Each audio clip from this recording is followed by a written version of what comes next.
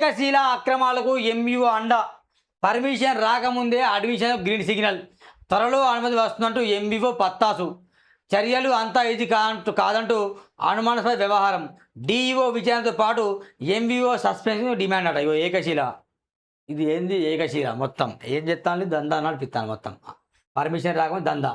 హయత్ నగర్ మండల పరిధిలో వివాదాస్పదంగా మారిన ఏకశీల అడ్వాన్స్డ్ లెర్నింగ్ స్కూల్ వ్యవహారంలో మండల విద్యార్థిపై తీవ్ర విమర్శలు వ్యక్తమవుతున్నాయి.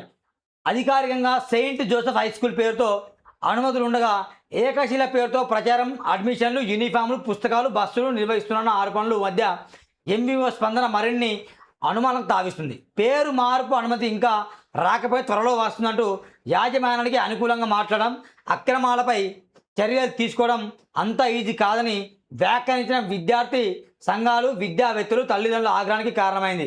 2 ఏళ్లుగా కొనసాగుతున్న ఈ వివాదంపై జిల్లా విద్యాధికారి సమగ్ర విచారణ జరిపి వాస్తవాలను వెలికితీయాలని బాధ్యులపై కఠిన చర్యలు తీసుకుని డిమాండ్ చేస్తున్నాడు. ఇది ఒకసారి మనం లైవ్లో హయత్ నగర్ ఎంఈఓ కాల్సి ప్రయత్నం Hayat Nagar ఎంఈఓకి.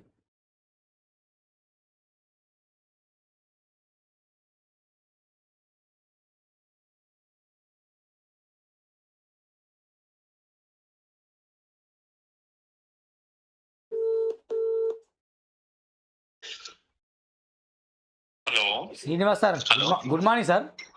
Sir good morning అండి. హయత్ నగర్ ఎంఈఓనా సార్? అవునవును. ఇది ప్రజెంట్ మీకు లైవ్లో కాల్ సూరన్న టీవీ సార్, అది సూరన్నను లైవ్లో కాల్ చేస్తున్నా. ఇది ఏకశీల అక్రమాలకు ఎంఈఓ అండని పేపర్లలో విపరీతంగా వస్తుంది సార్. దీనికి కారణం ఏంటి అసలు? ఏ పేపర్లో వచ్చింది? దిశ హైదరాబాద్.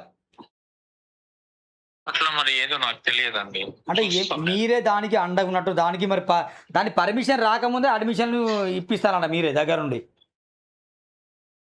నా స్కూల్ దగ్గరికి వెళ్ళలేదు అసలు.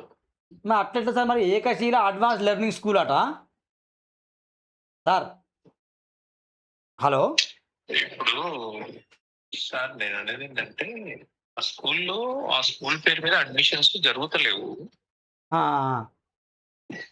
ఒకటి వాళ్ళది సెయింట్ జోసెఫ్ స్కూల్ కండి. అవును, సెయింట్ జోసెఫ్ హై స్కూల్ ఉంది. అవును, గతంలో ఉండే దాని మీదనే అడ్మిషన్స్ ఉన్నాయి. ఏ పేరెంట్ కూడా దాని మీద తీసుకున్నట్టుగానే మన దగ్గరికి ఇంతవరకు కాంప్లీట్ గానే అట్లా రాలేదు. లేదు సార్, అయితే ఏకశీల లెర్నింగ్ దాని మీదనే అడ్మిషన్లు తీసుకోలేదు.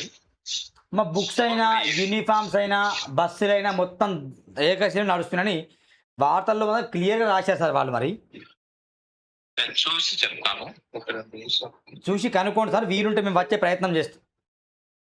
గతం టాటా బాయ్ బాయ్. ఆయన చూసి చెప్తాడట.